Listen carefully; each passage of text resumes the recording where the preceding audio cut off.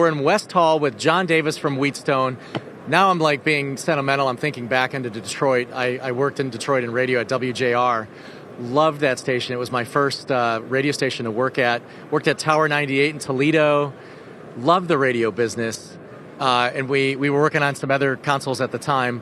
But man, I get excited when I pass radio stuff, John. Yeah. You were in radio too, in Phoenix and in Houston. I was on the air up until the end of this past year for Cox Media Group's classic rock station there in Houston. That's awesome. And you'll never get me out of radio. I'm always part of it. Yeah, it's in your blood, right? Right. Yeah. It is an illness, and I am happy to be ill with it. But the cool thing, though, is now we get to play with fun technology. Yep. So what we have here is what we call layer stream, and which doesn't sound that impressive, but you think about what we're about to do here. So, okay, we make audio consoles. We also make audio processors. And so we've taken that audio processor as well as the streaming processor. So I'm taking the final part of my area chain, both going off to the transmitter and going off to the streaming. And I'm now going to move that out of a bunch of purpose-built equipment. I'm going to put that in the cloud. It's crazy. So it's crazy. What we have here is one of our blades, one of our WheatNet blades, running blade 4 is we're playing audio out of here. We're using RIST, the Reliable Internet Streaming Technology, I believe is the acronym for it. But we are taking that audio with RIST, going straight out to Amazon, AWS. I got 2 streams coming out of here from Las Vegas, and then I've got another couple coming. I've got 6 of them coming from a factory in New Bern, North Carolina. We're processing all of that in the cloud. So here's our audio processor here. I'm showing you the GUI in a web browser running Google Chrome. And from there, it goes up to AWS. It gets sent out to our content delivery network.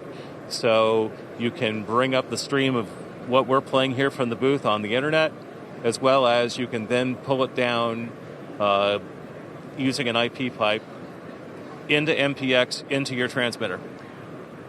So I may be standing still here, but as a former radio guy and an engineer type, I'm getting super excited inside because I'm thinking about all the stuff that we used to have to do to make radio happen. Like when I worked at WJR, we had, tons of equipment, but I'm just thinking the thought that, he just explained this to me a minute ago. So literally the audio signals are coming into this box. They're going out Ethernet. They're going up to AWS. Right. In AWS, you're processing. You don't need that big, huge processor sitting in your rack of your radio station to do the processing. It's in the cloud. It's not even a piece of hardware. It's virtual now, right? Well, not only that, but... It's crazy. So... It's wonderful. So say I own, several hundred radio stations, but maybe I only have 2 or 3 engineers who are really good at setting processing. Well, now I can have them from wherever they are in the country manage all of my stations. Amazing. From one place. So this really makes things simple, and it saves you a lot of money in the long run. The more you scale this out, the more it makes sense. Wow, that's wild. I mean, just the thought that you don't need to have all these crazy things. That's all the equipment that you had in the past. It's right. It's just wild. So essentially, what we've had for the longest time is all the audio processes you're running are basically sitting there in a box running Linux, processing the audio. So, well, why do I have to have this in a box at a mountaintop? Yeah, I can put it in the cloud. Yeah, I'm thinking back. I'm going to say another name.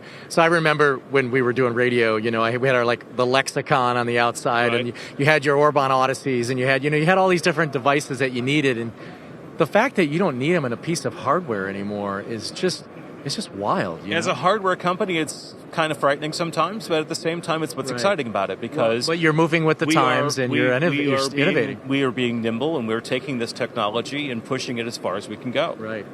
Just exciting. All right, John Davis, Wheatstone Corporation. Every time I see you guys, you have something new and exciting. Thank you so much. Thank you. Appreciate it.